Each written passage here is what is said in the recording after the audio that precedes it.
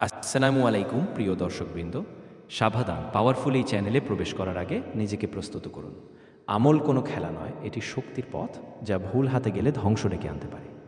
Islamic দৃষ্টিভঙ্গিতে কাউকে পাগল করে দেওয়া বা জোরপূর্বক বশীকরণ করাকে নিরুৎসাহিত করা হয়। তবে স্বামী স্ত্রীর মধ্যে বা বৈধ সম্পর্কের ক্ষেত্রে ভালোবাসা বৃদ্ধির জন্য পবিত্র কোরআন ও হাদিসে বর্ণিত কিছু দোয়া ও আমল করা যেতে পারে।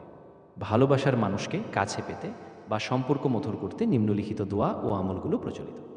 স্বামী স্ত্রীর ভালোবাসা বৃদ্ধির দোয়া।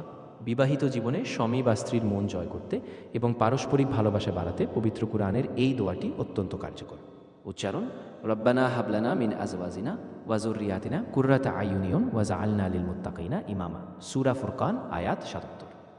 আল্লাহর নাম দিয়ে আমল। ইয়া আদুদু। আল্লাহ তাআলার একটি গুণবাচক নাম হলো ইয়া আদুদু, যার অর্থ হে প্রিয়ময়, ভালোবাসা দানকারী।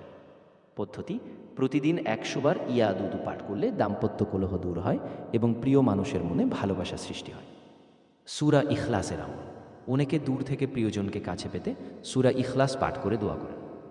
পদ্ধতি: ওযু করে ৩ বার দুরূদ শরীফ পড়ে সূরা ইখলাস পাঠ করে আল্লাহর কাছে প্রিয় মানুষের জন্য মন থেকে দোয়া করা। সূরা ফাতিহার আমল।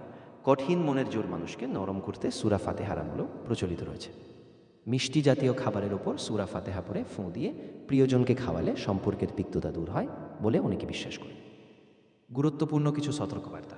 হালাল উদ্দেশ্য।